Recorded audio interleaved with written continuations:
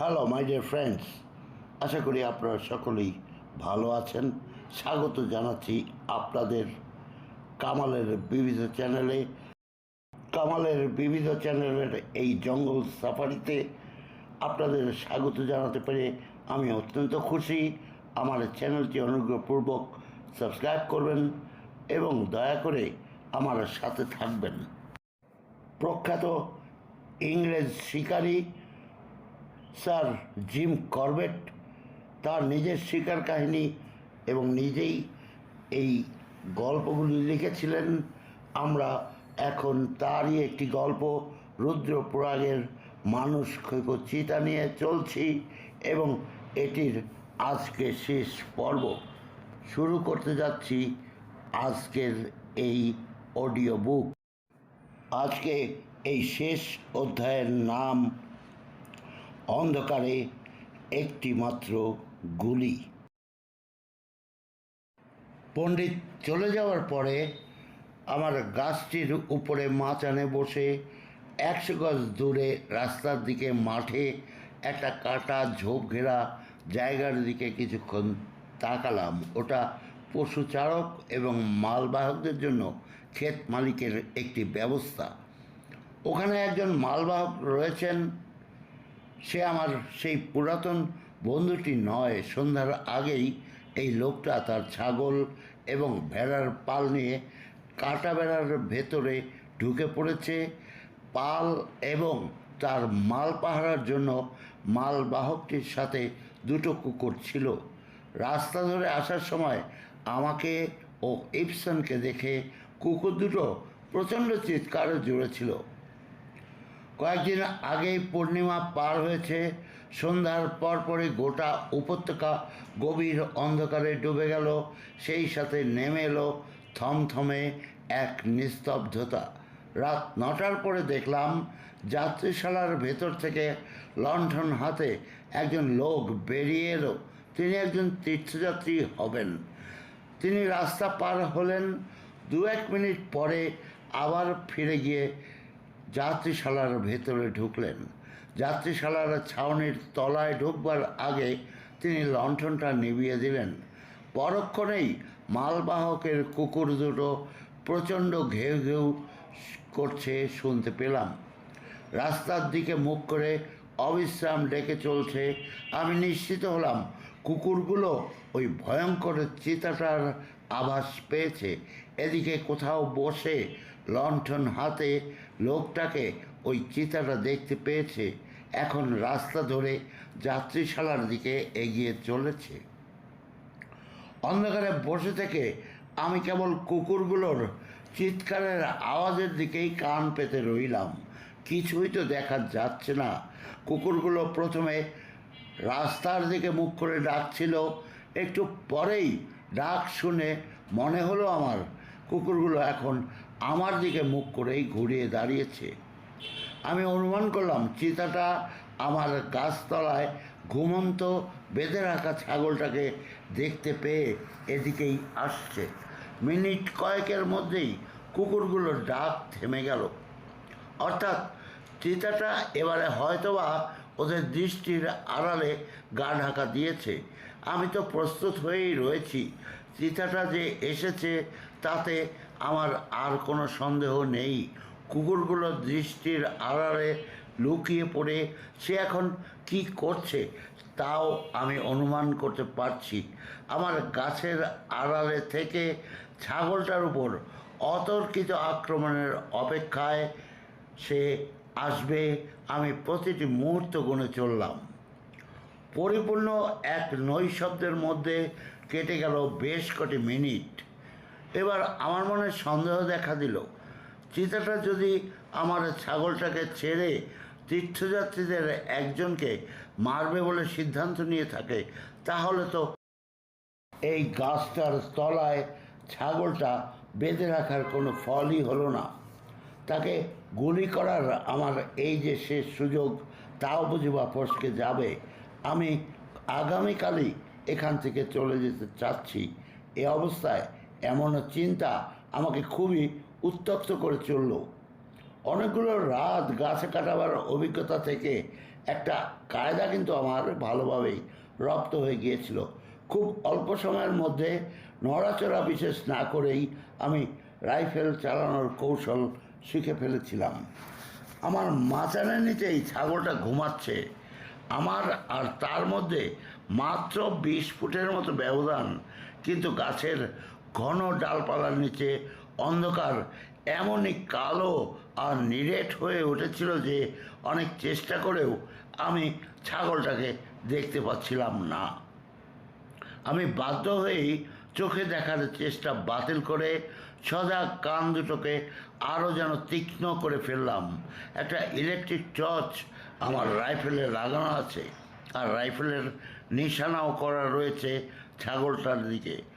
চরাচর যতই অন্ধকার হোক, আমার ছাগলটাকে যে আক্রমণ করবে আমার বিশ্বাস সেই নরখাদক চিতাটাই এগিয়ে এসেছে, তার আর এবার কোনো নিস্তার নেই।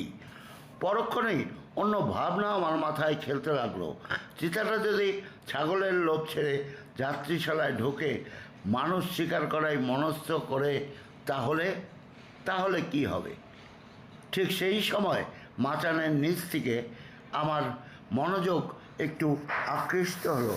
গাছের নিচে যেন কারো ছুটে যাওয়ার শব্দ পেলাম। পরক্ষণেই তীক্ষ্ণ শব্দে ছাগলটার গলার ঘণ্টা বেজে উঠল। আমি বুড়ো আঙুল টর্চের বোতামের উপর রেখেই প্রস্তুত হয়েছিলাম। আমি সেই মুহূর্তেই টর্চের বোতামটা বাঁ হাতের বুড়ো আঙুল দিয়ে টিপে দিলাম, আর টিপে দিতেই চোখে পড়ল রাইফেলের নলটা আর মাছিটা একেবারে চিতাটার কাঁধ বরাবর তাক করা রয়েছে। রাইফেলটা 1 ইঞ্চি না সরিয়ে আমি রাইফেলের ঘোড়া টিপে দিলাম। গ্রুম করে শব্দ করে আমার গুলি বেরিয়ে গেল, আর সাথে সাথেই টর্চটা নিভে গেল। যে সময়ের কথা বলছি সে সময় টর্চের বিশেষ প্রচলন ছিল না। এটা আমার কেনা টর্চ, বহু মাস ধরে কেবল বয়েই বেরিয়েছি, ব্যবহার করার মতো কোনো সুযোগ হাতে আসেনি। ভেতরে ব্যাটারি কী অবস্থায় আছে তাও জানতাম না, পরীক্ষা করে দেখার কথাও মনে হয়নি। দ্বিতীয়বার যখন বোতাম টিপলাম, আলোটা ক্ষীণভাবে জ্বলে উঠেই নিভে গেল, আর অনেকবার চেষ্টা করেও সে আর জ্বলল না। কাজেই অন্ধকারের মধ্যে আর জানা সম্ভব হলো না যে নিচে কি ঘটল, আমার গুলির ফলাফলে কত দূর কী হলো। নিস্তব্ধ রাত্রির বুক চিরে আমার গলির শব্দ প্রতিধ্বনি তুলে দূর উপত্যকায় মিলিয়ে গেল। এমন সময় ওই পণ্ডিতের দরজাটা খুলে গেল। পণ্ডিত হেঁকে জিজ্ঞেস করলেন আমার কি কোনো সাহায্যের দরকার আছে কি না। জবাব দেওয়ার মতো কোনো অবস্থায় আমি ছিলাম না, তাই চুপ করে রইলাম। চিতাটার কোনো আওয়াজ শোনা যায় কি না কান পেতে থেকে আমি তাই শুনবার চেষ্টা করছিলাম। আমার দিক থেকে কোনো সাড়া শব্দ অথবা কোনো জবাব না পেয়ে পণ্ডিত তাড়াতাড়ি দরজা বন্ধ করে দিল। চিতাটা রাস্তার ওপরেই ছিল, মাথাটা অন্যদিকে ঘুরিয়ে রেখেছিল। পলকের আলোকে আমি তা দেখেছিলাম। সে সময়ে আমি গুলি করেছি। মনে হলো যেন অস্পষ্টভাবে যেন চোখে পড়েছিল ছাগলটার উপর দিয়ে লাফিয়ে পথের ওপর দিয়ে নেমে নিচের দিকেই চলে গেছে সে। ঠিক স্পষ্টভাবে মনে করতে না পারলেও একটা ঘর ঘর আওয়াজ যেন শুনেছিলাম বলে মনে হলো। পণ্ডিতের ডাক শোনার ঠিক আগের মুহূর্তে সে শব্দটি শুনেছিলাম। আলো নেমে যাওয়ার মুহূর্তে আবছা অন্ধকারে পলকের জন্য দেখা, তাই দেখাটা সম্পর্কে নিশ্চিত হতে পারছিলাম না, এবং সেই ঘর ঘর আওয়াজটা নিয়েও কনফার্ম হতে পারলাম না। আমার গুলির আওয়াজে তীর্থযাত্রীদের ঘুম ভেঙে গিয়েছিল। ওরা তো কাছেই। কিছু সময় ওদের নিচু গলার কথাবার্তাও আমার কানে এসে ঢুকলো। তারপর আবার সব চুপচাপ হয়ে গেল। বুঝলাম তীর্থযাত্রীরা হয়তোবা ঘুমিয়ে পড়ার চেষ্টা করছে। মাচানের নিচ থেকে ছাগলটার ঘণ্টার আওয়াজ কানে এসেছিল। চলাফেরা করে ঘাস খাচ্ছে, প্রতিদিন রাতে এই ছাগলটাকে প্রচুর ঘাস দেওয়া হতো। মনে হলো ছাগলটা যেন আহত হয়নি। যখন গুলি চালিয়েছি তখন ছিল রাত 10টা। সুদীর্ঘ রাত শেষ হতে এখনও অনেক কয়েক ঘন্টা বাকি। চাঁদ উঠবে অবশ্য ঘন্টাখানেক পরেই। ততক্ষণ আমার চুপচাপ বসে থাকা ছাড়া আর কোনো কাজ নেই। কাজেই চন্দ্রালোকের পথ চেয়ে চেয়ে আরাম করে বসে অন্ধকারে কান পেতে রইলাম। কয়েক ঘন্টা পরেই গঙ্গার ওপারে পর্বত শিখরগুলি আলোকিত করে আকাশে চাঁদ দেখা গেল। আলো ক্রমেই উপত্যকায় ছড়িয়ে পড়তে লাগলো। কিছুক্ষণের মধ্যেই আমার পেছনের পাহাড়ের চূড়া পর্যন্ত পৌঁছে গেল। চাঁদ তার পরিপূর্ণ ঔজ্জ্বল্য নিয়ে মাথার উপরে উঠে এলে আমি গাছ বেয়ে মগডালে উঠে গেলাম। কিন্তু ডালপালার ছড়ানো বেষ্টনীর মধ্যে নিচেটা ঠিক দেখতে পাওয়া গেল না। আমি আবার মাচানে নেমে এসে রাস্তার দিকে ছড়ানো একটা ডালে উঠলাম, কিন্তু রাস্তার ঢালে চিতাটা যেদিকে গেছে বলে মনে হলো সেদিকটা ঠিক নজরের মধ্যে এলো না, অথবা নজর করা গেল না। ফিরে এসে মাচানে বসেই ধূমপান করে করে প্রহর গুনে চললাম। 2 ঘন্টা পেরিয়ে গেল, চাঁদ অস্ত গেল। ক্রমশ পূর্ব আকাশে উষার আলো ফুটতে শুরু করলো। এবারে ধীরে ধীরে কাছের জিনিসগুলো একে একে স্পষ্ট হয়ে উঠতে লাগলো। আমি আস্তে ধীরে গাছ থেকে নেমে এলাম। ছাগলটা আমার দিকে তাকিয়ে সহজ গলায় বন্ধুসুলভ একটা মনোভাব দেখালো। ছাগলটার পেছন দিকেই রাস্তার ধারে একটা নিচু লম্বা পাথর। ওদিকটায় তাকাতেই আমার চোখে পড়ল 1 ইঞ্চি লম্বা টাটকা রক্তের দাগ। চিতাটারই যে রক্ত তাতে আর কোনো সন্দেহ নেই, কিন্তু এত রক্ত যার গা থেকে পড়েছে তার তো বেশিক্ষণ বেঁচে থাকার কথা নয়, তার আয়ু বড়জোর মিনিট 2 হওয়ার কথা। আমি প্রবল উত্তেজনায় এবারে আমি যেন বেপরোয়া হয়ে উঠলাম। মাংসাশী পশুর রক্তের দাগ অনুসরণ করার ক্ষেত্রে যে সতর্কতা অবলম্বন করতে হয় মনে হলো তার এখন আর দরকার নেই। আমি রাস্তা থেকে লাফিয়ে নেমে পাথরটার অন্য পাশে চলে গেলাম। রক্তের দাগ চোখে পড়ল। সামনে এগিয়ে গেছে 50 গজের মতো যেতেই আমার চক্ষু ছনাবাড়া। আমার চোখের সামনে মাঝারি একটা গর্তের মধ্যে চিতাটা মরে পড়ে আছে। এই সেই ভয়ঙ্কর চিতা, এই সেই রুদ্রপ্রয়াগের চিতা। গত 8 বছর ধরে এখানে সরকারি হিসাব মতো 125 জন মানুষকে হত্যা করেছে, 125 জন মানুষের জীবন নষ্ট করেছে। চেয়ে দেখলাম 50 গজের মতো এসেছি আমি। এখন যে মাঝারি গর্ত, সেই গর্তের কাছে এগিয়ে চিতাটা আর নিজেকে সামলাতে পারেনি, লেজের দিক থেকে পিছলে পড়ে গেছে। গর্তের ধারে থুতনিটা রেখে গুটিসুটি মেরে পড়ে আছে। এই মুহূর্তে আমার সামনে মৃত জন্তুটাকে শনাক্ত করার মতো কোনো প্রমাণ চিহ্ন দেখা যাচ্ছিল না।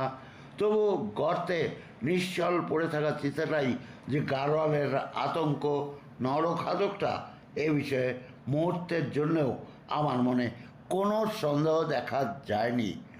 দিনের পর দিন রাতের প্রহর ধরে যে আমার উপর লক্ষ্য রেখেছে, ওকে জব্দ করার জন্য আমার সমস্ত প্রচেষ্টার ব্যর্থতা দেখে নৈশব্দে পৈশাচিক উল্লাসে গড়াগড়ি দিয়েছে এই সেই চিতা। আমার অসতর্কতার সুযোগে আমার গলায় দাঁত বসাবার আশায় ঠোঁট চেতেছে এই সেই চিতা। এটি কোনো পিচাস নয়, এটা নিতান্তই একটা বুড়ো চিতা। সাধারণ চিতার সাথে এর একমাত্র ফারাক হলো এর মুখটা ধূসর এবং ঠোঁটের উপর গোঁফ নেই। কিন্তু এটা হলো ভারতবর্ষের সবচেয়ে ঘৃণ্য এবং সন্ত্রাস সৃষ্টিকারী জন্তু। এই জন্তুটা এহেন সন্ত্রাস সৃষ্টি করেছিল প্রকৃতির কোনো নিয়ম লঙ্ঘন করে নয়। এটির একমাত্র অপরাধ মানুষের নিয়মের রাজ্যে অনধিকার প্রবেশ করে মানুষের রক্তপাত ঘটিয়েছে, মানুষকে আতঙ্কিত করেছে নিজেদেরই প্রাণ রক্ষার তাগিদেই। এই সেই দুর্ধর্ষ চিতা যাকে দুষ্ট আত্মা বলে পণ্ডিতের দৃঢ় বিশ্বাস, সে এখন এই গর্তের ধারে থুতনি রেখে নিশ্চল দেহে শুয়ে আছে, চোখ দুটো আধ বোঝা। এই তার জীবনের শান্তিময় শেষ ঘুম। এই ঘুমন্ত জীবটির সাথে আমার ব্যক্তিগত সমস্ত হিসাব নিকাশ চুকিয়ে দিয়েছে আমার হাতের রাইফেলের একটি মাত্র গুলি। আমি চিতাটার দিকে তাকিয়েই রইলাম। চোখ ফিরে এবার আমার রাইফেলের গুলিগুলি খুলে ফেললাম। এমন সময় আমার পেছন দিকে কাশির শব্দ হলো। আমি ওপর দিকে তাকিয়ে রাখলাম। রাস্তার ধারে দাঁড়িয়ে পণ্ডিত আমার দিকে তাকিয়ে আছে। আমি হাতছানি দিয়ে তাকে কাছে ডাকলাম। পণ্ডিত বেশ সাবধানে সন্তর্পণে ঢাল বেয়ে নেমে এলো, আমার পেছন দিকটায় দাঁড়ালো। চিতাটার মাথার দিকে উকি মেরে তাকিয়ে সে বলল, চিতাটা কি মৃত নাকি জীবিত?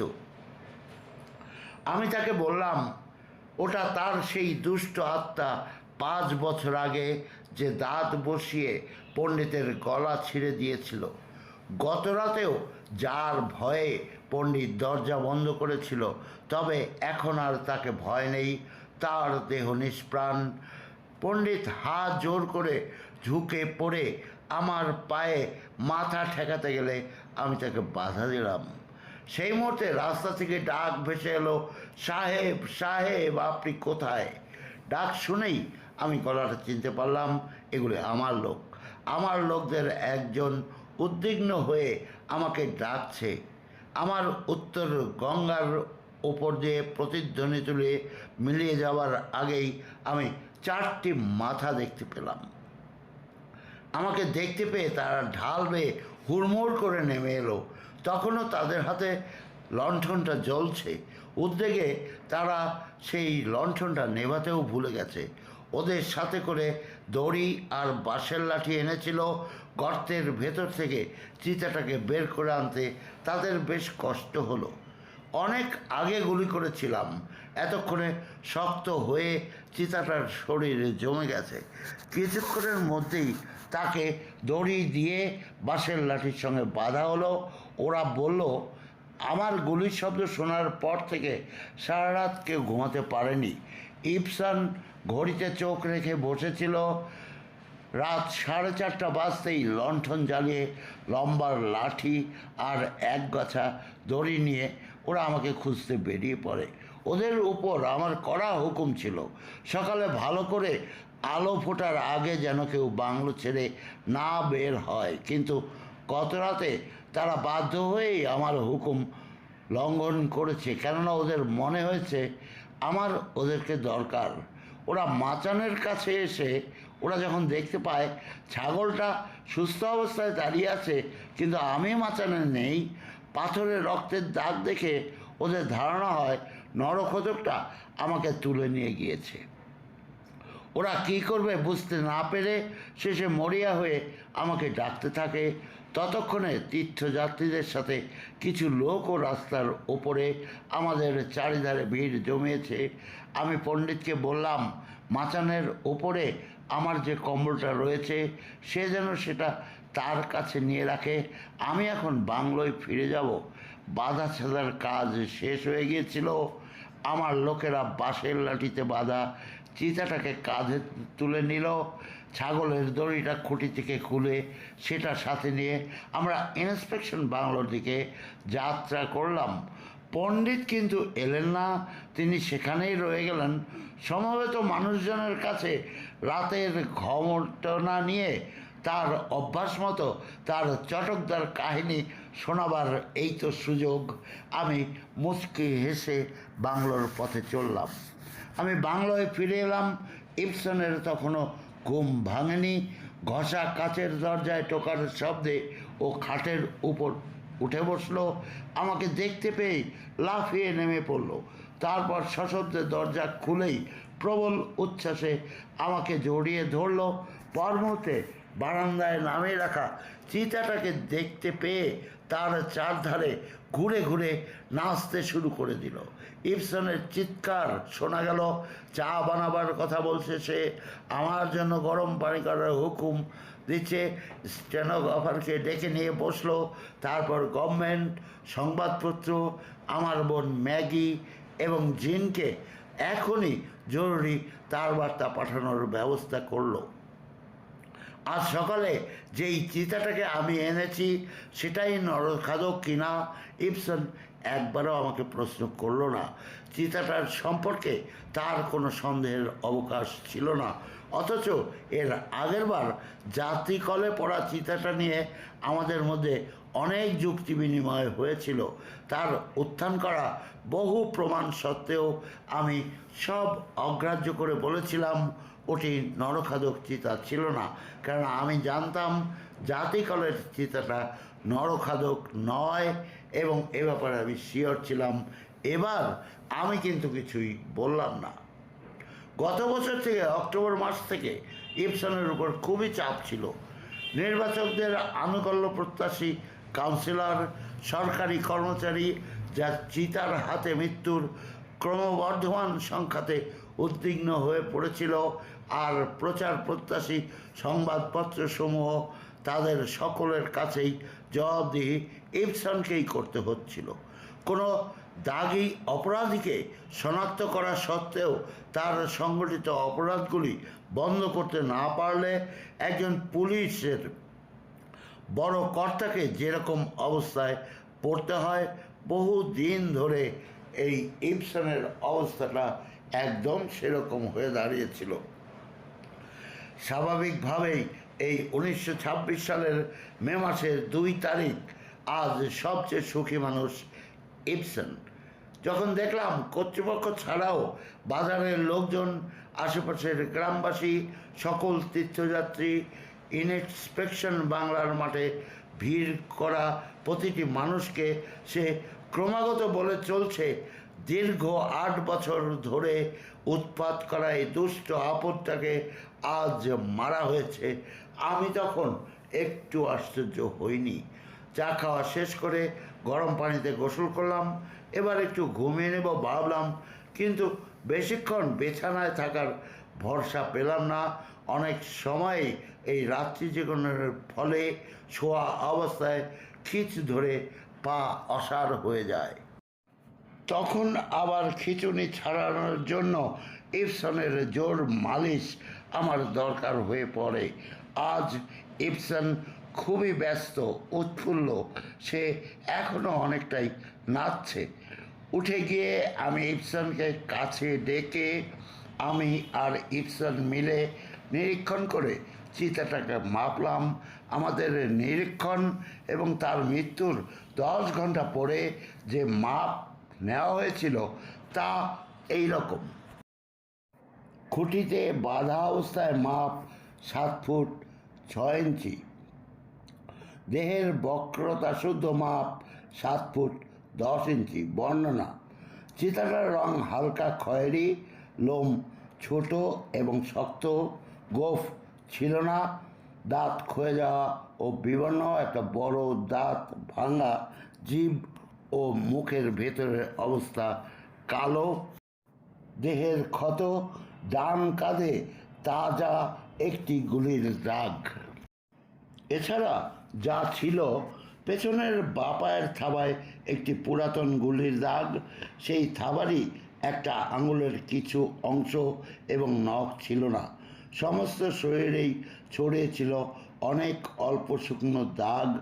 মাথায়, পিছনের ডান পায়ে এমনি গভীর কাটা দাগ ছিল, আর ছিল পেছনের বাঁ পায়ের হাঁটুর ওপরে অল্প শুকনো একটি দাগ। তবে নরখাদকটার জিভ এবং মুখের ভেতরটা কালো থাকার কারণ আমি জানি না। সায়ানাইডের প্রক্রিয়ায় এমনটা হতে পারে বলে আমি অনুমান করেছিলাম, ইবসনও তাই বলল। এ বিষয়ে আসলে আমাদের কোনো অভিজ্ঞতা নেই। অল্প শুকনো দাগগুলোর পেছনে, মাথা, পেছনের ডান পা এবং লেজের গভীর ও হালকা দাগগুলো হলো ভৈসওয়ালার সেই চিতা বনাম চিতা লড়াইয়ের ফল। পেছনের বাঁ পায়ের হাঁটুর ওপরের দাগটা জাতিকলের দাঁতে আমরা যে একগোছা লোম এবং পাতলা চামড়ার টুকরো পেয়েছিলাম সেগুলোই দেখা গেল এই ক্ষতস্থানটিতে মাপে মাপে একদম বসে গেল। পেছনের বাঁ পায়ের ক্ষতটা ছিল পুরাতন, সেই 1921 সালে পুলের ওপর বসে যুবক এক আর্মি অফিসার একটি গুলি করেছিল, এর ফলে বাঁ পায়ে এই ক্ষতটা হয়েছিল। চিতাটিকে হত্যার পরে স্থানীয় সংবাদপত্র পায়োনিয়ারে যেভাবে লেখা হয়েছিল তা হলো, এবছর 16ই মার্চের আগে জানুয়ারি থেকেই জানোয়ারটা মানুষ মারতে শুরু করেছিল। জানুয়ারি থেকে 16ই মার্চ সময়ের মধ্যে সে 8 জন লোককে হত্যা করে। পূর্বের নিহত 114 জনের পর এই নতুন সংখ্যাটা তার সাথে যুক্ত হয়। ক্যাপ্টেন জিম করবেট 16ই মার্চ থেকে শুরু করে 1 মে পর্যন্ত এক নাগাড়ে চিতাটার পেছনে লেগে থাকেন। এবারও তাকে যোগ্য সহায়তা দিয়ে উৎসাহিত করেছিলেন মিস্টার ইবসন। সরকারি কাজের পর যখনই সুযোগ পেয়েছেন তিনি তখনই রুদ্রপ্রয়াগে অথবা তার কাছাকাছি অঞ্চলে উপস্থিত থেকেছেন। নরঘাতকটির হানা অব্যাহতই ছিল এবং মানুষ সাথে গবাদি পশুও নিহত হয়ে যাচ্ছিল। গত এপ্রিলের প্রথম দিনে নরঘাতকটি ঘরের মধ্যে থেকে একটি লোককে ধরে নিয়ে যায়। 7ই এপ্রিল ঘটে আরও একটি হত্যাকাণ্ড রুদ্রপ্রয়াগ থেকে 2.5 মাইল দূরে একটি গ্রামে। ভোরবেলা ঘর থেকে দরজা খুলে বেরোবার সময় সাথে সাথেই 85 বছরের এক বৃদ্ধকে জানোয়ারটা ধরে নিয়ে যায়। হত্যা করার পর বৃদ্ধকে সে প্রায় 2.5 মাইল বয়ে নিয়ে গিয়েছিল। চিতাটার পরবর্তী শিকার হয় 15 বছরের একটি ছেলে। 14ই এপ্রিল রুদ্রপ্রয়াগের 18 মাইল পূর্বে একটি গ্রামে চিতাটা সেই ছেলেটিকে মারে। মিস্টার ইবসন এবং ক্যাপ্টেন জিম করবেট জানোয়ারটির পেছনে লেগেই ছিল। 1 এপ্রিল যে মানুষটি নিহত হয় তার দেহের কিছু অংশে বিষ প্রয়োগও করা হয়েছিল। চিতাটা যথারীতি মরির কাছে ফিরে আসে, কিন্তু খাবার সময় সে সতর্কতার সাথে মরির বিষ দেওয়া অংশে এড়িয়ে যায়। 3রা এপ্রিল তৃতীয়বার মরি থেকে বিষ মাখানো অংশের খানিকটা খায় সে, কিন্তু বিষের প্রভাবে তার কোনো ক্ষতি হয়েছে বলে মনে হয়নি। এরপর গত 7ই এপ্রিলে মৃত বৃদ্ধার মরি লক্ষ্য করে দুটো অভিনব ফাঁদ পেতেছিলেন ক্যাপ্টেন জিম করবেট। দুটো রাইফেল গাছের সাথে বাঁধা হয়। মরির দিকে নল দুটো রেখে মরি আর বন্দুকের ঘোড়ার সাথে মাছ ধরার শক্ত সুতো এমনভাবে বাঁধা হয় যে সুতোয় সামান্য টান পড়লেই আপনা থেকে বন্দুক থেকে গুলি ছুটে আসবে। আশা করা হয়েছিল মরির কাছে ফিরে এসে এপ্রিলের 8 তারিখে চিতাটা গুলি খেয়ে মারা পড়বে। আগের রাতে যেদিকে বসে মরি থেকে সে খেয়েছিল, আজ রাতেও যাতে চিতাটা সেদিক থেকে খেতে বাধ্য হয় বা টেনে নিয়ে সেদিকেই যায়, তার জন্য এক অদ্ভুত কৌশল অবলম্বন করেছিলেন ক্যাপ্টেন করবেট। মরি ও রাইফেলের গুলির মাঝামাঝি জায়গায় অনেকগুলি ঝোপ পুঁতে দেওয়া হয়েছিল, যাতে নির্দিষ্ট দিক ছাড়া চিতাটা অন্যদিকে পা বাড়াতে না পারে। 8ই এপ্রিল রাত 8টার কিছু আগে চিতাটা আসে, কিন্তু নিজের ইচ্ছামতো পথ করে নেওয়ার জন্য ঝোপগুলো উপড়ে সরিয়ে ফেলে আর মরিটা টেনে রাইফেলের দিকেই নিয়ে যেতে থাকে। ফলে ঘোড়ার সাথে বাঁধা সুতোয় ঢিল পড়ে। গুলি না ছোড়ার দরুন রাইফেলের ফাঁদটা নিষ্ক্রিয় হয়ে যায়। প্রায় 6-7 ফুট লম্বা বিশাল জাতিকলটা আগে থেকেই মরির কাছাকাছি মাটিতে লুকিয়ে রাখা হয়েছিল। চিতাটা মরি খেতে গিয়ে ব্যাঘাত বোধ করে লাফিয়ে পালাতে যায়, সেই সময় জাতিকলটার ওপরে গিয়ে পড়ে। চিতাটা প্রায়ই শিকারটা এমন জায়গায় টেনে নিয়ে যেত তার কাছাকাছি রাইফেলের পাল্লার ভেতরে সচরাচর কোনো গাছ পাওয়া যেত না। সে কারণেই মিস্টার ইপসন এবং ক্যাপ্টেন করবেট মরি থেকে শখানেক গজ দূরে নিকটতম গাছটির উপরে বাঁধা মাচানের ওপরে ছিলেন। চিতাটার গর্জন শুনে তারা দুজন তৎক্ষণাৎ মাচান থেকে লাফিয়ে নেমে জাতিকলের দিকে ছুটে যান। কলটা তারা খুঁজে পান, কিন্তু তাতে কোনো জানোয়ার ছিল না, কেবল সেটা দাঁতে পাতলা চামড়াসহ এক গোছা লোম আটকে ছিল। উপর্যুপরি বারে বারে ব্যর্থতার পরেও ক্যাপ্টেন জিম করবেট নিরাশ হননি। তিনি স্থির করেন পরপর 10 রাত গোলাবড়াই চটির কাছে চিতাটার জন্য বসে থাকবেন। তীর্থপথের ওপরে ওই চটিটার তীর্থযাত্রীদের জন্য একটা ঘাস ছাড়নির আস্তানা ছিল।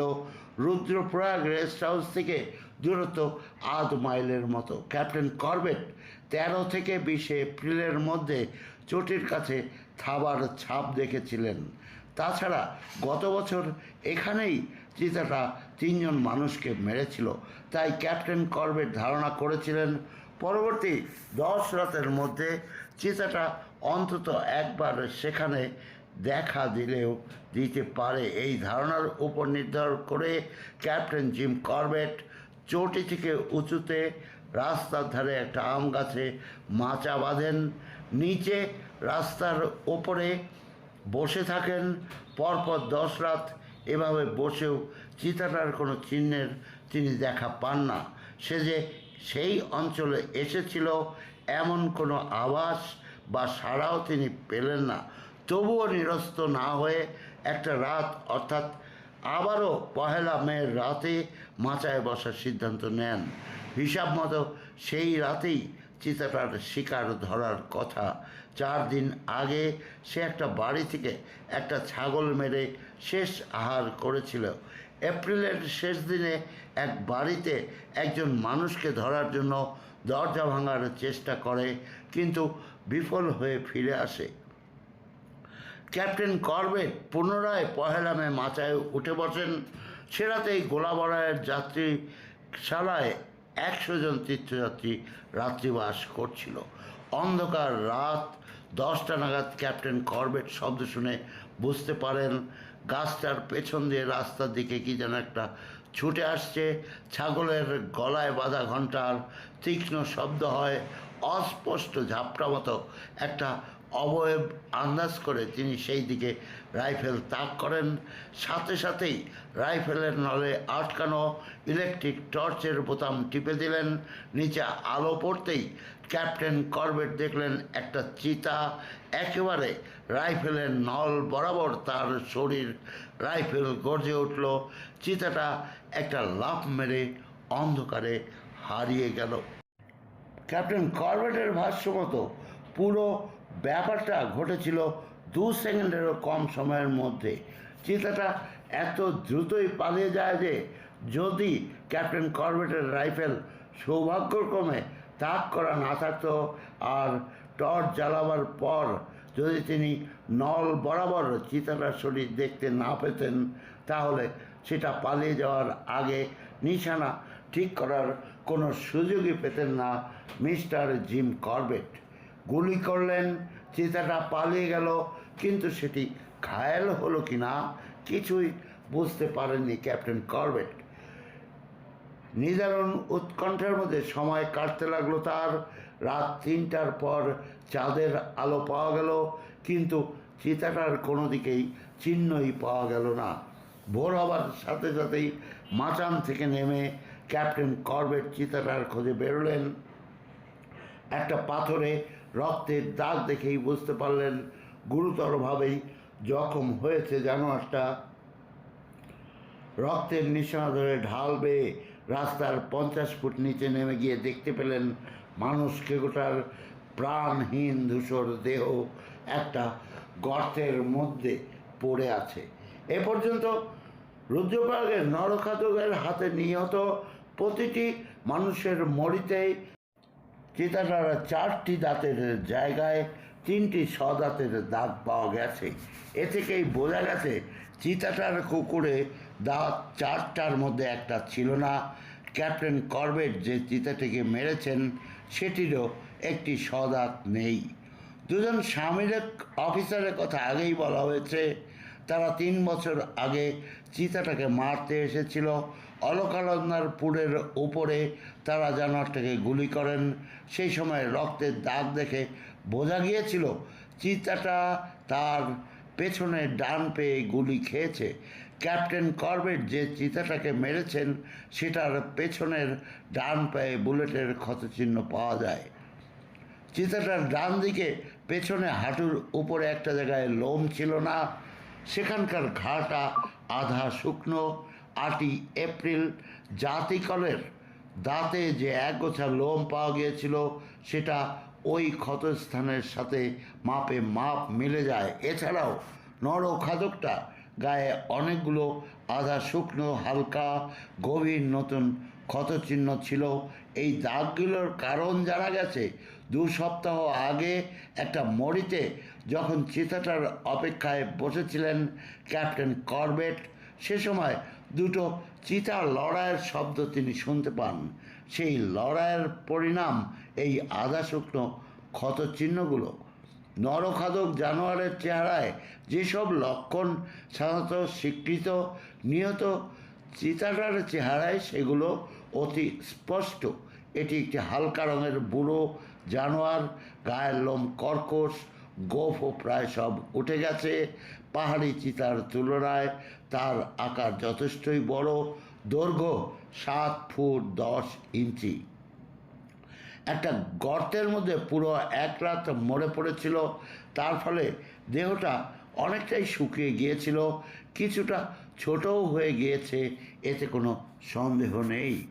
ক্যাপ্টেন করবেট মানুষ খেকোটাকে মারার চেষ্টা করছেন। উপদ্রুত এলাকার সকলেই সেই খবর রাখতেন। ফলে চিতাটা মারা পড়ার সাথে সাথেই খবরটা চতুর্দিক ছড়িয়ে পরে খাদ থেকে তুলে এনে চিতাটাকে 1 মে রেস্ট হাউসের সামনে রাখা হয়। শত শত মানুষ নিকটবর্তী গ্রামগুলোর থেকে ছুটে আসতে থাকে সেটিকে দেখার জন্য। জানোয়ারটাকে শনাক্ত করার জন্য স্থানীয় জনসাধারণের মনে আগ্রহের কোনো অভাবই ছিল না। তারা সকলেই সেটার সঠিক পরিচয় উদ্ধারের চেষ্টায় নানা খুঁটিনাটি বিষয় লক্ষ্য করতে থাকে। পরে তারা এক সময় সকলেই এক বাক্যে ঘোষণা করে যে এই চিতাটি সেই আদমকর অর্থাৎ রুদ্রপ্রয়াগের ভয়ঙ্কর মানুষ খেকো চিতা নামক জানোয়ারটি। তারা বিশ্বাস করত এই ভয়ঙ্কর আপত্তি দমন করা কোনো মানুষের পক্ষে সাধ্য নয়। সেই দুঃসাধ্য কর্মটি করে তাদের জীবন রক্ষা করার জন্য সকলে মিস্টার ইপসন ও ক্যাপ্টেন করবেটকে আন্তরিক কৃতজ্ঞতা জানায়। ক্যাপ্টেন করবেট এবং মিস্টার ইপসন দীর্ঘদিন ধরে অক্লান্ত পরিশ্রম করে গেছেন। তাদের এই সাহস, অনড় সংকল্প এমন অসাধারণ পর্যায়ের দিক ছিল বলেই দীর্ঘদিন পরে হলেও উপদ্রুত সমগ্র অঞ্চলটিকে তাদের পক্ষে বিপদমুক্ত করা সম্ভব হয়েছে। তা না হলে আজও হয়তো মানুষকে অসহায়ভাবে ভাবতে হতো কাকে হতে হবে এই ভয়ঙ্কর মানুষ খেকো চিতাটির পরবর্তী শিকার, অথবা ভাবতে হতো কাকে অকালে খোয়াতে হবে প্রাণ। 1926 4 মে, রুদ্রপ্রয়াগের সংবাদপত্র, নাম the daily pioneer. Sir Jim Corbett 1 মে রাতে চিতাটিকে মেরেছিলেন। এখন দেখা যাক তার ভাষ্যমতো 2 মে কী ঘটনা ঘটেছিল মিস্টার জিম করবেটের বাংলোর সামনে, এবং এটি মিস্টার জিম করবেটের নিজের ভাষায়। চামড়া ছাড়াবার সময় দেখা গিয়েছিল চিতাটার বুকের চামড়ার নিচে অনেকগুলো গুলির ছড়া গেঁথে আছে। বহু কাল পরে একজন এদেশীয় খ্রিস্টধর্মী আমাকে জানিয়েছেন যে যে বছর চিতাটা নরখাদক হয় তার আগের বছর সে চিতাটাকে লক্ষ্য করে এগুলো ছুঁড়েছিল। পরীক্ষা করা এবং মাপ নেওয়া শেষ হলে চিতাটাকে বাঁশের বাঁধন খুলে গাছের ছায়ায় শুয়ে দিলাম। দিনভর হাজার হাজার মানুষ, পুরুষ, স্ত্রীলোক এবং শিশুরা নির্বিশেষে ভিড় করে এসে দেখে যেতে লাগলো। আমাদের পাহাড়ি এলাকার মানুষের মাঝে একটা প্রথা প্রচলিত আছে যে তারা কোনো মানুষের কাছে কৃতজ্ঞতা প্রকাশ করতে কিংবা ধন্যবাদ জানাতে অথবা ভক্তি জানাতে আসার সময় কখনোই খালি হাতে আসবে না। গোলাপ হোক, গাঁদা হোক, যে কোনো একটি ফুল বা তার পাপড়ি সে সময় তাদের হাতে থাকবে। এই যে তাদের অন্তরের শ্রদ্ধা জানাবার উপকরণটি, দু হাতে অঞ্জলি করে তারা নিবেদনের ভঙ্গিতে এগিয়ে দেয়। গ্রহীতা অর্থাৎ যিনি এটি গ্রহণ করেন সেই শ্রদ্ধার বস্তুগুলি ডান হাতের আঙুলের ডগা দিয়ে ছোঁয়ার পর নিবেদন শ্রদ্ধার্ঘ্যটি গ্রহীতার পায়ে দু হাতে অঞ্জলি করে পানি ঢালার মতো করে ঢেলে দেবে। এর আগেও এই সরল, সৎ, উদার মানুষগুলোর কৃতজ্ঞতা স্বীকার বা শ্রদ্ধার্ঘ্য নিবেদন দেখেছি, কিন্তু সেদিন রুদ্রপ্রয়াগে ইন্সপেকশন বাংলো এবং পরে বাজারে যে রকমটি দেখেছিলাম সেটি আর কখনো দেখিনি। সেই অঞ্জলিবদ্ধ নিবেদন গ্রহণ করতে করতেই সেদিন আমাকে শুনতে হয়েছে কত যে মর্মতন্তু কাহিনী, এবং সে কাহিনী 1918 সাল থেকে এই 1926 সালের 1 মে পর্যন্ত এখনও ওই এলাকায় জিম করবেট সাহেবের নামে যে চিতাটিকে হত্যার স্থানে স্মৃতিস্তম্ভ গড়া আছে তা আপনারা উপরে দেখতে পাচ্ছেন। বন্ধুগণ, শেষ হয়ে গেল রুদ্রপ্রয়াগের মানুষ খেকো চিতার 14টি পর্ব। এরপর আবার ফিরে আসব। আমি অবশ্যই আমাদের শর্টসের মাধ্যমে আপনাদের জানিয়ে দেব কবে ফিরে আসছি, সোমবার নাকি শুক্রবার। আর আপনারা আমার চ্যানেলটি সাবস্ক্রাইব করে আমার সাথে থাকুন, কেননা আমার কাছে অনেকগুলি গল্প আছে, এগুলি আপনাদের জন্য আমি পেশ করব। এছাড়াও আমার কামালের বিবিধ চ্যানেলে বিভিন্ন জিনিস নিয়ে আসার ইচ্ছে রয়েছে সামনে। তার মধ্যে যারা ইউটিউবে তাদের নিজস্ব চ্যানেলের জন্য যেরকম অসুবিধার সম্মুখীন হন, যে সমস্ত জিনিস তাদের প্রতিবন্ধকতা সৃষ্টি করে, সে সমস্ত ব্যাপারে টিউটোরিয়াল দেওয়ার জন্য ইউটিউব আমাকে সাজেস্ট করেছিল, সেগুলো শুরু করব। সে কারণে এই চ্যানেলটির নাম কামালের বিবিধ। তাই আমার চ্যানেলটি কামালের বিবিধ সাবস্ক্রাইব করুন এবং সাথে থাকুন। বন্ধুগণ, আজকের মতো আপনাদের কাছ থেকে বিদায় নিচ্ছি। অসংখ্য ধন্যবাদ জানাচ্ছি।